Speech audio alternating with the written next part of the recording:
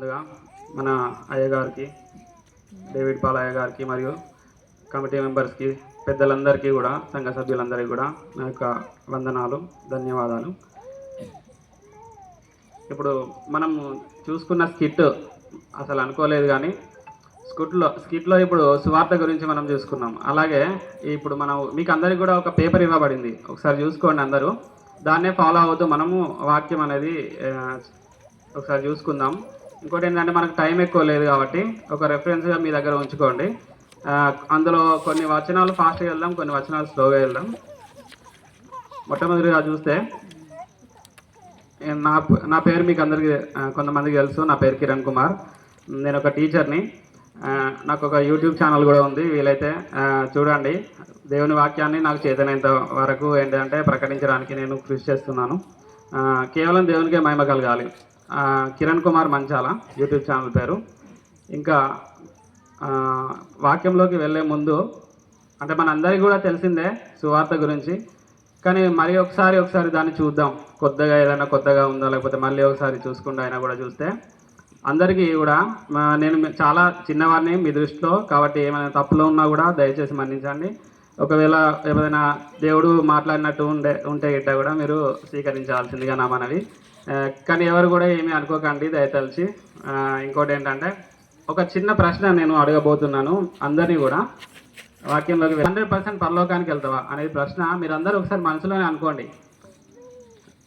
ఇప్పుడే చనిపోయాను అనుకోండి, 100% నేను షూర్గా పరలోకం వెళ్తా అనుకునే వాళ్ళు మీలో మీరే ఉంచుకోండి, నాకెవరు చెప్పకండి. కానీ ఒకవేళ మీరు వెళ్తా అని అంటే ఎందుకు వెళ్తారు, వెళ్ళా అని అంటే ఎందుకు వెళ్ళరు, అది కూడా మీరే మీకు ఆన్సర్ చెప్పుకోండి.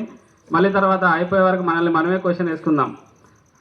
ఓకే, మీరే చెప్పుకోండి ఒకసారి. మీరు వెళ్తారా 100%, నాట్ 10%, ఏమో తెలియదు అంటే అసలు ఏదో ఒకటి ఆన్సర్ మీరు చెప్పుకోండి. ఎందుకో కూడా మీరు ఒకసారి తెలుసుకోండి. మన దేవుని వాక్యాన్ని గురించి చూద్దాం ఇప్పుడు. నెక్స్ట్ ఇంకా చాలా వచనాలు ఉన్నాయి ఈ టాపిక్ మీద డిస్కస్ చేద్దామని అంటే, కాకపోతే కొద్దిగా ఫాస్ట్గా వెళ్ళి కొన్ని వచనాలు మాత్రమే నేను తీసుకున్నాను. అందులో కొన్ని వచనాలు మనం ధ్యానించుకుందాం. ద్వితీయోపదేశకాండము 4:2 ఏమని చెప్తుందంటే, నేను మీకు ఆజ్ఞాపించిన మాటలతో దేన్ని కూడా కలపకూడదు, దేన్ని తీసివేయకూడదు అని దేవుడు చెప్తున్నాడు. కాబట్టి మన బైబిల్లో ఏమైనా ఉందో కేవలం దాన్ని మాత్రం ప్లెయిన్గా, ఎలాంటి మన మనుషుల ఆలోచన దానికి జోడించకుండా కేవలం బైబిల్లో ఉన్నది మాత్రమే మనం చూసుకుందాం. ఎందుకంటే ఏది కలపద్దు అన్నాడు, ఏది కూడా తీసివేయద్దు అన్నాడు. అటువంటి వచనం చాలా ఉంటాయి ఇంకా వేరే ప్లేస్లలో కూడా. కాబట్టి ప్లెయిన్ వాక్యాన్ని మనము బైబిల్నే ఎక్స్ప్లెయిన్ చేస్తుంది. దాన్ని మాత్రమే కేవలం వచనాలు మాత్రమే చదవాలనుకుంటున్నాను నేను. ఎందుకంటే ఓన్లీ ఏది కలపద్దు కాబట్టి. సో అందులో చూసినట్లయితే మీకు ఇవ్వబడిన దానిలో యేసు ఈ లోకానికి ఎందుకు వచ్చాడు అనే వచనాలు చూస్తే 1 తిమోతి 1:15 పాపులను రక్షించుటకు క్రీస్తు యేసు లోకంలోకి వచ్చాను అని ఉంది. లూకా 19:10 నశించిన దాన్ని వెతికి రక్షించుటకు మనిషి కుమారుడు వచ్చాను అని ఉన్నది. మార్కు 10:45 అనేకులకు ప్రతిగా తన ప్రాణమును ఇచ్చుటకు వచ్చను అని ఉంది. ఇంకా యోహాను 1 యోహాను 3:5 పాపములను తీసివేయుటకై ఆయన ప్రత్యక్షమాయను.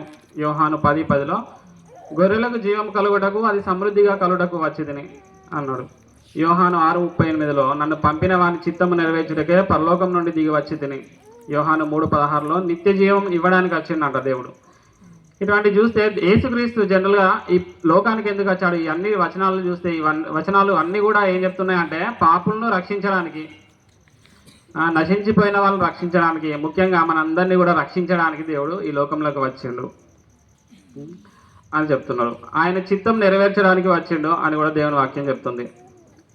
సో కాబట్టి ఇప్పుడు నేను కొన్ని పాయింట్స్, ఒక 9-10 పాయింట్స్ అనేటివి మీకు ఫాస్ట్గా చెప్పాలని అనుకుంటున్నాను. ఏంటంటే లూకాసు వార్త 2:10 చూస్తే, ఇదిగో ప్రజలందరికీ కలగబో మహా సంతోషకరమైన సువార్తమానము అని దూత చెప్పాడు.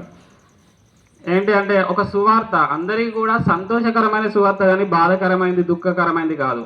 ఆ సువార్త ఏంటి అంటే లోకరక్షకుడు మన కోసం పుట్టాడు అనే సువార్త. ఆ సువార్త గురించి ఇప్పుడు చూద్దాం. మనం ఇప్పుడు చదువుకున్నట్టుగా గలతీ 1:8 ఒకసారి తీద్దాం. గలతీ 1:8 నుండి.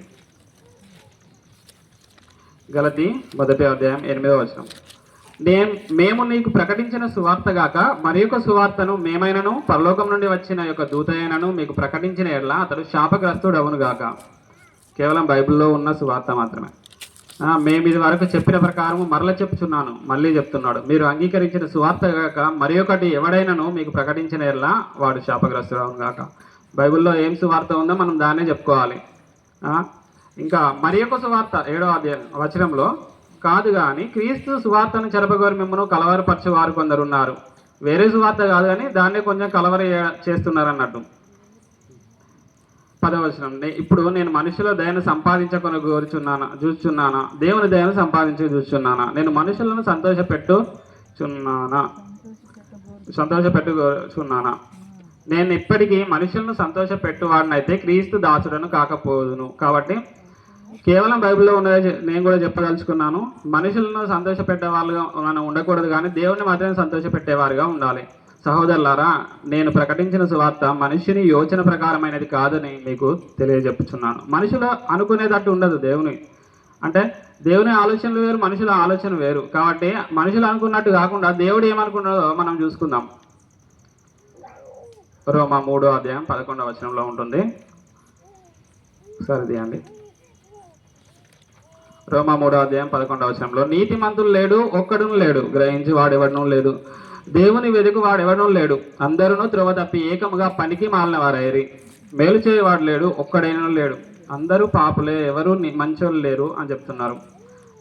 ఇంకా 23వ వచనంలో కూడా 23, ఏ భేదము లేదు, అందరూ పాపం చేసి దేవుడు అనుగ్రహించి మహిమను పొందలేకపోతున్నారు, నేను పాపిని కాదు అన్న వాళ్ళు ఎవరన్నా ఉన్నారా అంటే ఎవరు లేరు, అందరూ పాపులే. ఏదన్నా భేదం ఉందా అంటే ఏ భేదము లేదట, అందరూ పాపులే. కాబట్టి ఇంకా ఏం చెప్తుంది, అందరూ పాపులే. యెషయా 64:6లో కూడా మన నీతి క్రియలు దేవుని దృష్టిలో మురికి గుడ్డల వల్లే ఉన్నాయి అంటున్నారు. మనం నీతి మంతులం అని చెప్పుకుంటే మనలో పాపం లేదని చెప్పుకోనద్దు అని చెప్తున్నాడు యోహాను 1వ అధ్యాయంలో.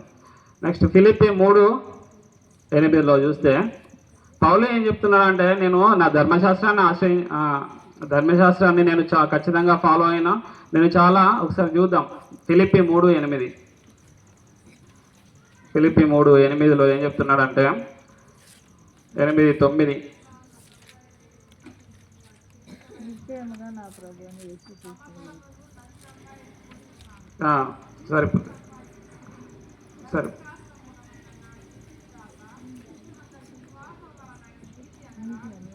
సరిపోతుంది ధర్మశాస్త్రంలో ఎంతో నీతిమంత్రిగా ఉన్నాడు, కానీ అతడు దాన్ని అందరి కూడా పెంటగా ఎంచుకున్నాడంట.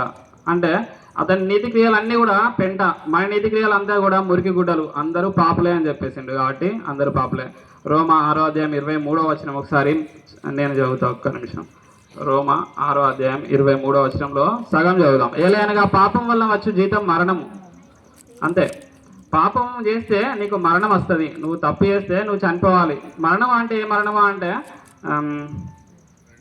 రెండవ మరణం. ప్రకటన 21:8వ అధ్యాయంలో రెండవ మరణం. పిరికివారులు, అవిశ్వాసులు, అసహ్యులు, లాస్ట్కి అబద్ధికులు అందరూ కూడా రెండవ మరణమైన అగ్నిగుండంలో పాల్పొందుతారు. నువ్వు నేను అందరం పాపం చేసినాం కాబట్టి అందరం అగ్నిగుండంకో వెళ్ళాల్సిందే. కానీ మళ్ళీ రోమా 6వ అధ్యాయం 23వ వచనంలో, అయితే దేవుని కృపావరము మన ప్రభు అయిన క్రీస్తు యేసునందు నిత్య జీవము. మనం పాపం చేస్తే చనిపోవాలి, యాక్చువల్గా రెండవ మరణమైన నరకానికి వెళ్ళిపోవాలి. కానీ మన యేసుక్రీస్తు మనకు ఒకటి కృపావరాన్ని ఇచ్చిండు దేవుడు.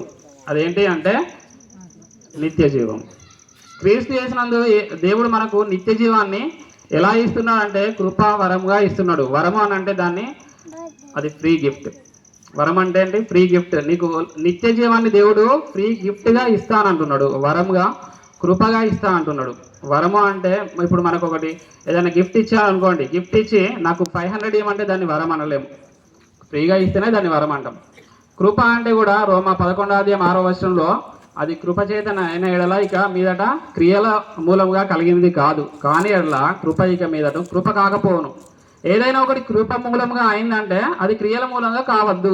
ఒకవేళ అయితే దాన్ని కృప అనలేం అని దేవుని వాక్యం చెప్తుంది. కృప అంటే కృపని, అందులో క్రియలు ఉండకూడదు. కాబట్టి మనం కృప ద్వారా రక్షించబడ్డామని దేవుని వాక్యంలో చెప్తుంది ఎఫెసీ 2వ అధ్యాయంలో. ఇంకా ఇక్కడ దేవుని కృపావరము, కృపతో కూడిన వరం ఫ్రీగా ఇస్తున్నాడు, క్రియలు లేకుండా ఇస్తున్నాడు. ఫ్రీగా ఒకటి ఇస్తున్నాడు దేవుడు యేసుక్రీస్తునందు. ఏంటి అంటే అది నిత్య జీవము. నిత్య జీవము అంటే ఏంటి? నిత్య జీవము అంటే వెరీ గుడ్. నిత్యము జీవించి ఉండడం. ఒకసారి నీకు నిత్య జీవం వస్తే నువ్వు నిత్యము జీవిస్తూనే ఉంటావు, మరణం అనేది ఉండదు. ఒకవేళ దేవుడు నీకు నిత్య జీవం ఇచ్చేసి కొన్ని రోజుల తర్వాత నువ్వు ఏదో చేయడం వల్ల ఎట్లా అవుతుంది, నా నిత్య జీవం నాకు ఇయ్యు, నువ్వు తప్పు చేయడం వల్ల నా నిత్య జీవం నాకు ఇచ్చేయని అంటే దాన్ని నిత్య జీవం అనలేము. 5 days తర్వాత దేవుడు నీకు తీసుకున్నాడు కాబట్టి అది 5 రోజుల జీవమే అవుతుంది. దేవుడికి అన్ని తెలిసి దాన్ని నిత్య జీవము ఇచ్చేసిండు, మనకు నిత్య జీవము ఇస్తా అంటున్నాడు. కాబట్టి నిత్య జీవం అంటే ఒకసారి పొందుకుంటే మనం ఎప్పుడు జీవిస్తాం. నరకం అనేది, రెండవ మరణం అనేది మనకు ఉండదు. యోహాను సువార్త 10వ అధ్యాయం 28వ వచనంలో నేను వాటికి నిత్య జీవం ఇచ్చుచున్నాను గనుక అవి ఎన్నటికి నశింపవు అని అంటున్నాడు.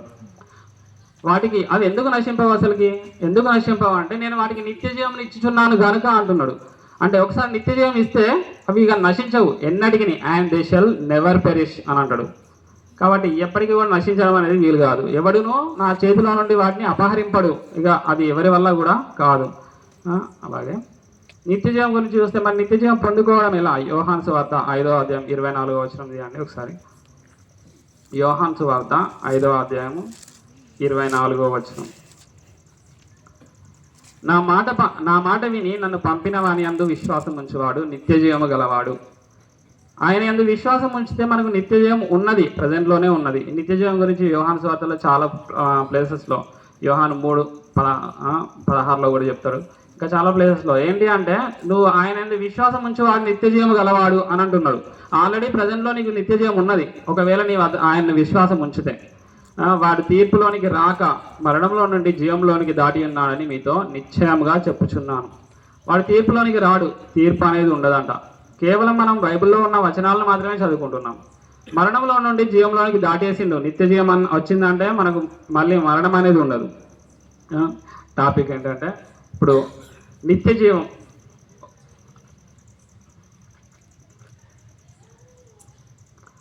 నెక్స్ట్ ఇదే టాపిక్ గురించి మనం చూద్దాం. యోహాను సువార్త 1 యోహాను 3:4లో పాపం అంటే ఏంటి? ఆజ్ఞ అతిక్రమమే పాపం అని మనందరికీ తెలుసు. ఆజ్ఞను అతిక్రమిస్తే పాపులం. నేను ఒక పాపం చేసిన అంటే ఏదైనా ఒక ఆజ్ఞను అతిక్రమించిన, పాపం చేయి ప్రతి వాడును ఆజ్ఞను అతిక్రమించును అని అంటున్నాడు. అంటే నేను పాపం చేస్తున్నా అంటే ధర్మశాస్త్రాన్ని అతిక్రమిస్తున్నా. The transgression of the law ఈ సిన్ అంటాడు. అంటే ధర్మశాస్త్రాన్ని అతిక్రమిస్తే అది పాపం. ధర్మశాస్త్రాన్ని అంటే ఆజ్ఞ అన్నట్టు, తెలుగులో ఆజ్ఞ అన్నాడు.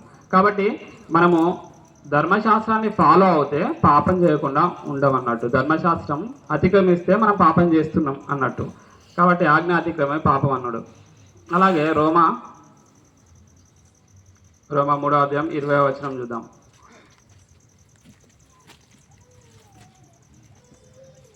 రోమా 3వ అధ్యాయం 20వ వచనంలో ఏలయనగా ధర్మశాస్త్ర సంబంధమైన క్రియల మూలంగా ఏ మనుష్యుడును ఆయన దృష్టికి నీతిమంతుడని తీర్చబడడు.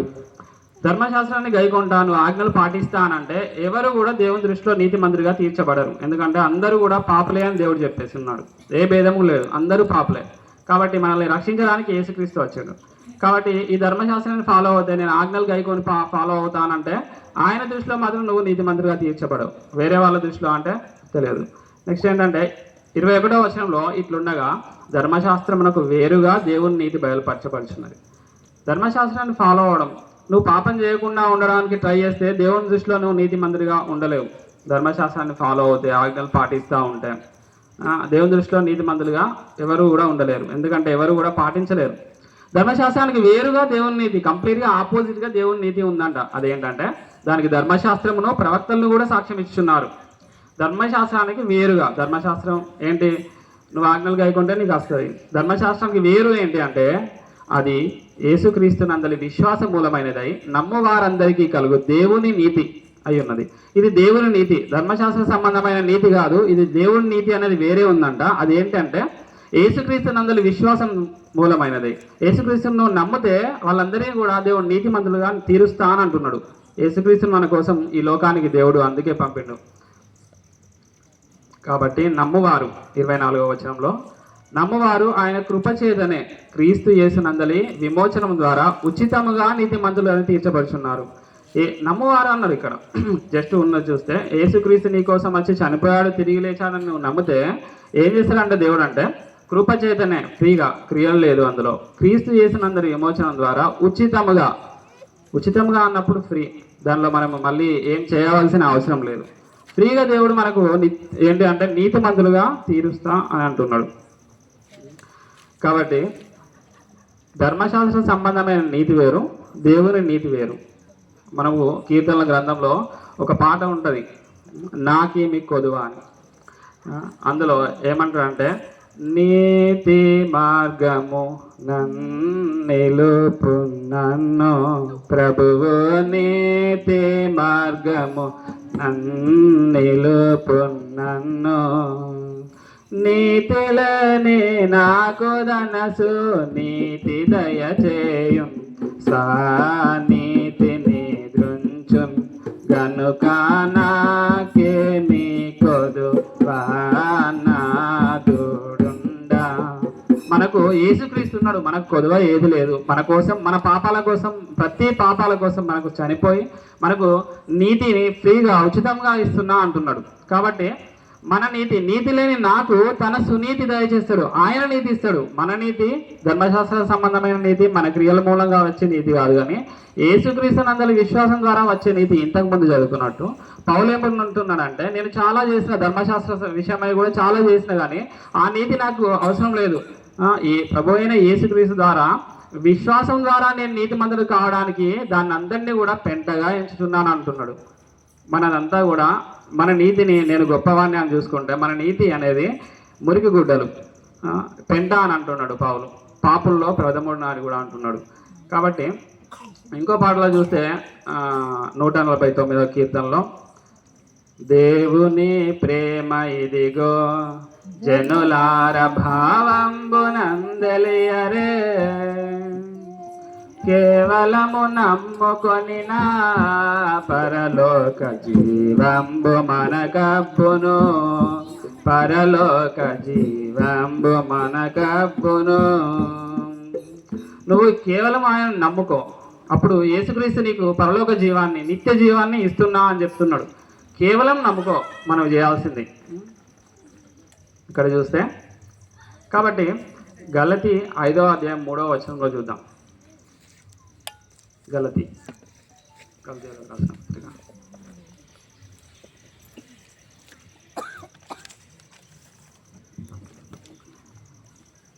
5వ అధ్యాయం 3వ వచనం. ధర్మశాస్త్రం యావత్తు ఆచరింపబద్ధుడనై ఉన్నానని సున్నతి పొందిన ప్రతి మనుషునికి నేను మరల దృఢంగా చెప్పుచున్నాను.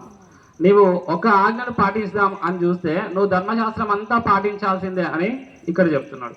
నేనేదో కొంచెం ఏదో చేసి నేను నీతిమంతుడిగా అవుతా, నేను పరిశుద్ధునిగా ఉంటా అని అంటే, ఏదో చిన్న ఒక్క ఆజ్ఞ 2 ఆజ్ఞలు కాదు, ఈవెన్ ఒక్క ఆజ్ఞ గైకొందామని చూసినా కూడా ధర్మశాస్త్రం అంతా కూడా నువ్వు గైకొనాలి అని అంటున్నాడు. అలాగే యాకోబు 2:10లో కూడా చూద్దాము సరే. యాకోబు 2:10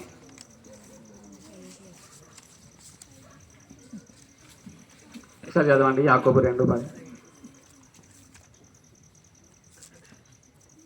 ఎవరన్నా చదవండి. యాకోబు ధర్మశాస్త్రం అంతయు గైకొనియు ఒక ఆజ్ఞ విషయంలో తప్పిపోయినడలా ఆజ్ఞలన్నింటి విషయంలో అపరాధి అగును. ఒక్కటి అంతా గైకొని ఒక్కటి విషయంలో నువ్వు తొట్టినా కూడా అన్నింటి విషయమై నువ్వు అపరాధి అవుతావు. ఒకదాని విషయం కాదు, ప్రతి ఒక్క నువ్వు పాటించే అన్నింటి విషయమై కూడా నువ్వు అపరాధి అవుతావు. ఒక దగ్గర ఇది చేయొద్దని చెప్పిన ధర్మశాస్త్రమే అది కూడా చేయొద్దని చెప్పింది కదా, కాబట్టి అన్నింటినీ గైకొనాలి. గలతీ 2:21లో చూస్తే, 2:21 నేను దేవుని కృపను నిరర్ధకం చేయను, నీతి ధర్మశాస్త్రం వలనైతే ఆ పక్షమందు క్రీస్తు చనిపోయినది నిష్ప్రయోజనమే. నేను దేవుని కృపను నిరర్ధకం చేయను. మరి మీరు చేస్తారో ఒకసారి ఆలోచించండి. కృప దేవుడు మన కోసం ఫ్రీగా అనుగ్రహించాడు. రోమా 11:6లో చూసినట్టు కృప అని అంటే దానిలో క్రియలు లేదు. ఒకవేళ నువ్వు క్రియల మూలంగా, ధర్మశాస్త్రం మూలంగా నీతిమంతుడిగా తీర్చబడితే ఆ పక్షమందు క్రీస్తు చనిపోయింది నిష్ప్రయోజనమే, దానివల్ల ప్రయోజనం లేదు. గలతీ 5:4లో చూస్తే, మీలో ధర్మశాస్త్రం వలన నీతిమంతులను తీర్చబడు వారెవరో వారు క్రీస్తులో నుండి బొత్తిగా వేరు చేయబడి ఉన్నారు, కృపలో నుండి తొలగిపోయి ఉన్నారు. నీ అంతటి నీవే పరిశుద్ధంగా ఆజ్ఞలు గైకొని నువ్వు పరలోకం వెళ్తా నీతిమంతుడిగా ఉంటా అంటే ఆల్ ద బెస్ట్, అలానే చేయు. కాకపోతే నీకు క్రీస్తు అవసరం లేదు, నీకు కృప కూడా అవసరం లేదు. నువ్వు క్రీస్తులో నుండి తొలగిపోయినావు, కృపలో నుండి కూడా తొలగిపోయినావు అని చెప్తున్నాడు. కాబట్టి మనం అసలు యాక్చువల్గా ఇదంతా మన గురించి కాదు, యేసు క్రీస్తు గురించి అంతా కూడా. కొత్త నిబంధన అంతా కూడా ఇదే చెప్తుంది. కేవలం యేసుక్రీస్తే, ఆయనకే మహిమ కలగాలి, ఆయనకే అతిశయ కారణం ఎక్కడ, అది కొట్టివేయబడును అని అంటున్నాడు. ఎవరు కూడా గొప్ప కాదు, యేసుక్రీస్తుకే మహిమ రావాలి. నెక్స్ట్ కాబట్టి ఇలా చూస్తూ వెళ్తే తీతుకు 3వ అధ్యాయం 5వ వచనంలో కూడా ఏం చెప్తున్నా అంటే, మనము నీతి అనుసరించి చేసిన క్రియల మూలముగా గాక తన కనికరము చొప్పుననే పునర్జన్మ సంబంధమైన స్నానం ద్వారాను పరిశుద్ధాత్మ మనకు నూతన స్వభావం కలుగజేయడం ద్వారాను మనల్ని రక్షించను. మనం నీతిని అనుసరించి చేసిన క్రియల మూలముగా కాదు మనల్ని రక్షించింది అంటే, కేవలం తన కనికరం చొప్పునే దేవుడు మనల్ని రక్షించిండు అని చెప్తున్నాడు. ఇంకో ఒకటి ఏంటంటే, ఒక కీర్తనలో వాడుకుందాం. 306వ కీర్తన ఏంటంటే, నేను పాడతా 306. ఇది రాగం తప్పైతే మన్నించండి. మొదటి వచనం, నరుని స్వనీతి చే దొరకదు మోక్షము, నరులను చూడకు యో మనసా, ధరనొక పుణ్యుడు తరచిన లేడని, ధరనొక పుణ్యుడు తరచిన లేడని, పరమ వేదములో గలదో మనసా. నరుని స్వనించే దొరకదు మోక్షము, నరులను చూడకు. ఒక్క పుణ్యుడు కూడా ఇక్కడ లేడు, మన నీతి వల్ల మనకు మోక్షం రాదు అని దేవుడు చెప్తున్నాడు. 2వ వచనంలో, జపతపములు మరియు ఉపవాసములను ఉపయోగింపవు ఓ మనసా. జపతపములు చేసినా, ఉపవాసం చేసినా ఏది కూడా పనికిరాదు. నిపములు చెప్పడే అపవాదిని వేడి, కృపవాదిని గాని బ్రతుకో మనస. కృప, దేవుని కృపనే మనకు కావాల్సి ఉంది. కాబట్టి ఏది కాదు, కేవలము నెక్స్ట్ ఆయన మన కోసం పుట్టాడు, మనల్ని రక్షించడానికి వచ్చాడు, పాపులను రక్షించడానికి వచ్చాడు, నీతిమంతులను రక్షించడానికి కాదు. నేను పాపులను పిలువ వచ్చింది, నీతిమంతులను పిలువ రాలేదు అని అంటున్నాడు. ఆరోగ్యం గల వారికి వైద్యుడు అక్కరలేదు అని ఇంకేం చెప్తారు, ఆరోగ్యంగా లేని వాడికే వైద్యుడు ఎక్కరా అని చెప్తాడు. కాబట్టి అందరూ పాపులే. కాకపోతే అట్లా అని పాపం చేయొచ్చా అని అంటే అది ఎన్నటికీ కూడదు. ఒకవేళ దేవుడు మనల్ని అందరినీ ఆజ్ఞలు అనేవి చాలా మంచి, మనందరం కూడా ఆజ్ఞలు పాటించాలి, అవి చాలా మంచి. కానీ అలా ఆజ్ఞలు పాటించడం ద్వారా మనం పరలోకం వెళ్దామని అంటే అది కాదు, అది అలా కాదు అని చెప్తున్నాడు. ఇంకా ఇలా చూస్తా పోతే చాలా ఉంది, కానీ మనకు టైం అయిపోతుంది. త్వరగా ముగిద్దాం, ఆల్రెడీ టైం అవుతుంది కాబట్టి తొందర ఇదంతా స్కిప్ చేసి మీకు ఇచ్చిన పేపర్లో చూడండి. డౌట్స్ ఉంటాయి కూడా ఒకసారి యూట్యూబ్లో మంచాల కిరణ్ కుమార్ మంచాల్లో చూడండి. ఇంకా చాలా ఉంది. మరి పాపం చేస్తే, అట్లా అని పాపం చేస్తే ఏమవుతుంది? నువ్వు పాపం అంటే ఆజ్ఞలు ఫాలో అవడం ద్వారా నీకు దేవుడు నిన్ను పరలోకం తీసుకెళ్ళాడు, ఎందుకంటే ఫాలో అవుతలేదు కాబట్టి. మరి పాపం చేస్తే ఎట్లా అని అంటే, 1 యోహాను 2:1 డైరెక్ట్ క్వశ్చన్కి డైరెక్ట్ ఆన్సర్. 1 యోహాను 2:1 తీయండి ఒకసారి, చదవండి ఎవరైనా.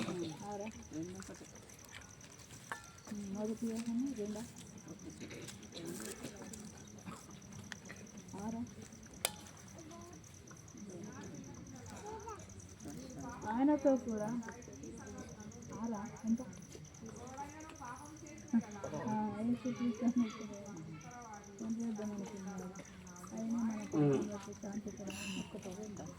మీరు పాపం చేయొద్దు అనే చెప్తున్నాడు. ఒకవేళ పాపం చేసినా కూడా మన కోసం యేసుక్రీస్తు ఉన్నాడు, మన కోసం ఉన్నాడు అని చెప్తున్నాడు. 1వ అధ్యాయంలో కూడా మనలో పాపము లేదు అని చెప్పుకుంటే మనం దేవుణ్ణి అబద్ధికంగా చేసి ఉన్నాము అలా చెప్పి ఉంటుంది. కాబట్టి మనందరము పాపలమే, కేవలం కృప ద్వారానే మనం రక్షించబడుతున్నాము. మరియు ఒకవేళ పాపం చేసినా కూడా యేసుక్రీస్తు మన కోసం ఉన్నాడు తండ్రి చేత అని చెప్తున్నాడు. ఇంకా కీర్తనలు 89వ అధ్యాయం 30వ వచనం చూద్దాం. ఇప్పుడు మనం చదువుకున్నది కీర్తనలు 89వ అధ్యాయం 30వ వచనంలో కూడా చూస్తే, అతని కుమారులు నా ధర్మశాస్త్రమును విడిచి నా న్యాయ విధులను ఆచరింపని ఎడల, వారు నా కట్టడలను అపవిత్రపరిచి నా ఆజ్ఞలు గైకొనని ఎడల.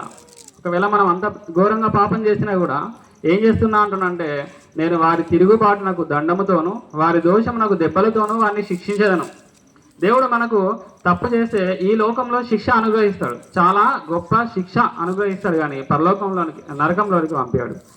33వ వచనంలో, కానీ నా కృపను అతనికి బొత్తిగా ఎడము చేయను, అబద్ధికుడనై నా విశ్వాసతను విడవను, నా నిబంధనను నేను రద్దుపరచను అని చెప్తున్నాను. కేవలం ఆయన కృప ద్వారానే రక్షించబడతాము. ఆయన నమ్మితే నీకు నిత్యజయం ఇస్తా అని దేవుడు చెప్తున్నాడు. చివరగా యోహాను సువార్త 6వ అధ్యాయం చూస్తే, యోహాను సువార్త 6వ అధ్యాయం 38 నుంచి, నా ఇష్టము నెరవేర్చడం కొరకు నేను రాలేదు, నన్ను పంపిన వాని చిత్తము నెరవేర్చటకే పరలోకం నుండి దిగి వచ్చింది. తండ్రి చిత్తాన్ని మనం కూడా చూద్దాం. ఒకానొక ప్లేస్లో మత్తయి సువార్తలో ఏమంటాడు అంటే, ప్రభువా ప్రభువా అని పిలిచి ప్రతివాడు పరలోక రాజ్యంలో ప్రవేశింపడు, కానీ పరలోకమందున్న తండ్రి చిత్త ప్రకారం చేయవాడే అంటుండు. ఆ దినమున అనేకులు వచ్చి నా పేరిట, ప్రభువా ప్రభా నీ నామం నేను ఇది చేయలేదా, అది చేయలేదా, దయ్యాలను వెళ్ళగొట్టలేదా, అద్భుతాలు చేయలేదా, అనేక అద్భుత క్రియలు చేయలేదా అని అంటున్నారు. వాళ్ళు ఏం చేస్తున్నారంటే వాళ్ళ క్రియల మీద వాళ్ళు విశ్వాసం ఇస్తున్నారు, కానీ దేవుని మీద వాళ్ళు యేసుక్రీస్తు చనిపోయిన నాకు తిరిగి లేచాడు అనే విశ్వాసం మీద వాళ్ళు ఉంచుకుంటలేరు. వాళ్ళ నీతి, వాళ్ళ స్వనీతిని స్థాపించబూనుకొంచు దేవుని నీతికి లోబడలేదు అని రోమా 10:3వ వచనంలో చెప్తున్నాడు. వాళ్ళు దేవుని నీతిని ఎరగక వాళ్ళ స్వనీతిని స్థాపింపబూనుకొంచు దేవుని నీతికి లోబడలేదు అని అంటున్నాడు. మరి నీవు నేను ఒకసారి పరిశీలించుకుందాం. సేమ్ మనం కూడా దేవుని దగ్గర, దేవా నేను నా స్వనీతిని చూసుకుంటాను, నేను ఇది చేస్తున్నా అది చేస్తున్నా, పరలోకం వెళ్తానంటే, నేను మిమ్మల్ని ఎన్నడూనూ ఎరుగను, అక్రమం చేయవాళ్ళ నా యొద్ద నుండి తొలగిపోండి అని చెప్తున్నావు అంటున్నాడు. మరి ఇక్కడ 6వ అధ్యాయం యోహాను 6లో ఏమంటున్నాడు, నా ఇష్టం ఉన్నట్టు చేసేందుకు రాలేదు, నేను తండ్రి చిత్తం చేయడానికి వచ్చిన. మరి ఆ తండ్రి చిత్తం ఏంటంటే, ఆయన నాకు అనుగ్రహించిన దాని అంతటిలో నేనేమీ పోగొట్టు కనుక అంత్య దినమున దాన్ని లేపుటే నన్ను పంపిన వాని చిత్తమై ఉన్నది. 40వ వచనంలో, కుమారుని చూసి ఆయన అందు విశ్వాసం ఉంచు ప్రతివాడును నిత్యజీవం పొందుటే నా తండ్రి చిత్తము, అంత్య దినమున నేను వాడిని లేపుదును. నిత్యజీవం పొందుడే, యేసుక్రీస్తునందు నేను విశ్వాసం ఉంచడం ద్వారా నిత్యజీవం పొందుటే ఆయన చిత్తము. కాబట్టి తండ్రి చిత్తానికి లోబడడం, ధర్మశాస్త్ర సంబంధమైన నీతి లేదా నా యొక్క సొంత స్వనీతిని కాకుండా ఏంటంటే దేవుని నీతికి మనం లోబడదాం, దేవుని నీతిని మనం చేద్దాం. ఇంకోటి చివరగా అపొస్తలుల కార్యం 15వ అధ్యాయం 10-11లో చూస్తే ఏంటంటే, చాలామంది కొత్తగా ఆయన శిష్యులను ఏం చేస్తున్నారంటే వాళ్ళు ధర్మశాస్త్రాన్ని ఫాలో కావాలి అని చెప్పుదామని అంటున్నారు. కొత్తగా చేరిన శిష్యులు పరిసయ్యులు అంటున్నారు, వాళ్ళని ధర్మశాస్త్రం ఫాలో కమ్మందాం. ఎందుకు అని అంటే, అందరూ కూడి, పెద్దలందరూ అపోస్తులు కూడి బహు చర్చ ఏంటి బహు తర్కము జరిగిన తర్వాత పేతురు లేచి వాళ్ళతో అంటున్నారు, ధర్మశాస్త్రాన్ని ఫాలో కానంటే ఏమంటున్నారో ఒక్కసారి లాస్ట్గా చదవండి. అపోస్తుల కార్యం 15వ అధ్యాయం 10-11 నేను చదువుతాం.